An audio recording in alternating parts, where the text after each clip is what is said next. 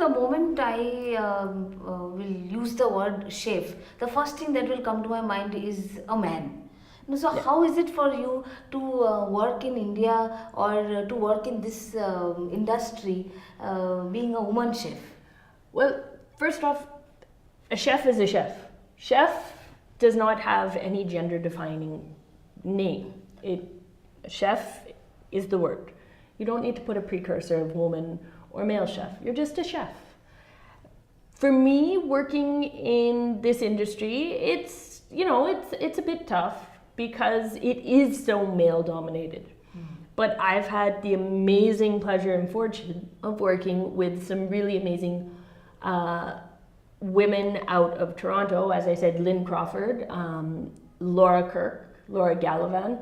All of them are absolutely amazing chefs in their own rights. And so having people like them as role models and people to look up to about how to work in this world and in this industry has been something that I have been very fortunate to have.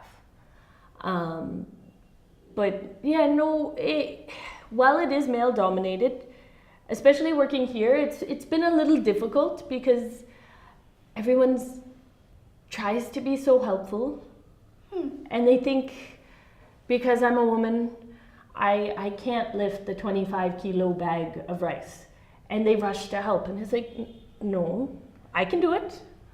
I'm just as capable as you are. So I've finally gotten the boys in the last 2 years. They now realize that unless I ask them for help, it's not help. Okay. So if I ask them to get me the bag of rice, that's one thing. But if I'm in the midst of trying to do it myself and they rush to help, that's not help. This is one thing my mom always said. It's not help if it's not asked for. So, but for me, in this industry, it's definitely been a learning curve. I've also worked with some not so great people. I've worked under a sous chef who, sexual harassment was kind of his thing. He had no problem with that. And it's just one of those things where because there's so many men in the scene and in the industry, things like sexual harassment and those sorts of things, they go unchecked because it's the whole locker room mentality. It's a bunch of guys hanging out, no big deal thing. So I've been fortunate enough that I've only had one place where that sort of thing happened, and everywhere else I've ever worked, it's always been very, very much a family in the kitchen, where everyone was respected and everything went well, and it was a happy, positive place to work. So, but yeah. I will not get into the harassment bit because we are talking all nice topics today. Okay, if I have to ask you that one thing in the kitchen that you don't like doing. I really don't like doing dishes. Nobody likes. I have no problem doing everything else. I will take apart a chicken, I will clean the fish, I will do everything else, but I don't like doing dishes. So that's why when I'm at home cooking, I try and keep everything in one pot. One pot meals. Makes it nice and easy and less dishes. And do you know how many different kinds of cuts we have in fishes in India? You guys just seem to have either curry cut or whole, and that's about it. Very rarely do I find fillets, nice proper fillets, or steaks that have been done nice and thick. Most of the time, if you get a steak, fish or beef or pork or whatever, your steaks are this thin. You guys really like thin meat. And do you go out and eat? I try to. I have my one day off a week, and I do try and go out and try out new places. For the most part, though, I like staying home. Maybe once a month we'll go out. And do you judge the food there? Yeah. If I'm going to a restaurant, I will judge and I will be critical. If I'm going to a friend's house and they're cooking for me, all of my friends are like, I'm always so nervous cooking for you. And I'm like, why? You're cooking for me. You do realize that that's a treat for me. And you could bring me Maggi noodles and I would be happy because you did it. Now, if I go out to a restaurant and I order something and they give it some fancy name and in the end I'm given a plate of Maggi noodles, then yes, there's problems there. But, when you're going to a friend's house, even as a chef, the fact that someone else is cooking for me, that right there is a huge thing. So our viewers have sent us some questions. Can a vegetarian become a good chef? Of course. But they don't eat meat, no? Just because you don't eat meat doesn't mean you can't be a good chef. You've got Alice Waters, who is one of the pioneers of sustainability and sustainable living, who preaches about vegetarian cooking. Come on, you've got amazing Indian cooks and chefs who are Jain and pure veg, and they do amazing things with it. I find that most vegetarian chefs or vegan chefs, they tend to be more creative because they don't have those rich, unctuous flavors that you get from meat-derived things to fall back on. So they have more fun and they play around with it, and they utilize things like soy sauce and caramels to give it that salty, savory flavor that you get when you use butter and cream in it. So yes, that's a silly question. Anyone can be a great chef as long as I said before, they have to put their heart and their soul and their passion into it. But do you know vegetarian cooks who make meat dishes? Yeah, actually my boyfriend's mom. Oh. She only eats fish, but she makes some really amazing pork curries and great meatloaf. And how do they taste I don't know how she does it, but she does it.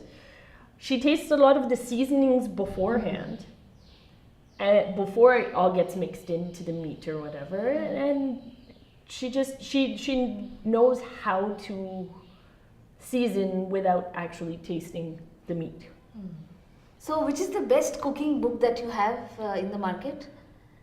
I have a lot of favorites when it comes to cookbooks because I read them like most people read novels. So personally, my go-to cookbooks are, there's all of the ones by Ungender. I think that's how you say his last name. So that he has a series, and there's the original book, Ungender or whatever, Plenty, Jerusalem, and they just released a sweet cookbook, a dessert cookbook that I'm dying to get my hands on. My other favorite books are Anthony Bourdain. He's released a cookbook called Appetites, which is amazing and it's fun. But his first cookbook that he did, the La Salle cookbook, is a great resource for traditional French cooking and French bistro type food. And then Marcus Samuelsson, because he is the king of fusion food. So I've got, he just released a book called The Red Rooster Cookbook about his restaurant in Harlem. And then I can't remember the name of the book that I actually have at home. I just know it's Marcus Samuelsson, and he's really great because he's an Ethiopian-born, adopted by a Swedish family, who then did all of his, a lot of his work coming up in the kitchens of Europe and New York. So he's done these great things where he does things like gravlax, which is a very traditional Swedish cured fish, but he adds his Ethiopian touch to it by using Burberry spice in the gravlax coating that you put to cure the fish. So yeah, those three are there, and my go-to fallback is always Lynn Crawford's cookbook. She has a book called In My Home or something like that. Lynn Crawford's Kitchen, Simply Cooking. Can't remember the name, but my copy is like covered in stains and whatnot from me opening it up and like writing out how I've changed recipes and getting like grease splatter on it or whatever, because I mean, what's a cookbook if it's not used? And all these names that you have said, no Indian chef you have mentioned. Well, that's because I haven't been exposed to enough of your Indian chefs' cookbooks. I've been exposed to their food, but not their books. Do you intend to buy any? Yeah. I've just got to go out and do my research and figure out which one's the best one to go for. And Indian chef names, are you aware? Well, I mean, everyone knows who Manu Chandra is of Olive, and Vikas Sharma, and yeah. So I know the names. I haven't gotten around to buying any of the books. And your mother and your great grandmother have their recipes. Is it listed? Yeah. I actually have my great grandmother's cookbook that she got when she got married. When she passed away, that was the one thing that I specifically asked my grandmother for, was that book. So it's got all of her old recipes, all of these old English recipes, and then, you know, every once in a while I'm flipping through, I'll find like some loose paper cutting that she's stashed away in there. And so yeah, I've got that. And then my mom and I, we Skype and talk, and same with both of my grandmas. So for me, I've learned a lot of their recipes, and I now have them memorized. And mothers, they are good in giving tips. So have Yeah. mother, has she given any tip? My mom's given me all sorts of great advice, but one of the big things that I live by is there's two things in life that you cannot be cheap about: undergarments and knives. Never cheap out on those. Always make sure you invest, because they're things that will support you, whether in the kitchen or elsewhere, all the time. And you need to have good support.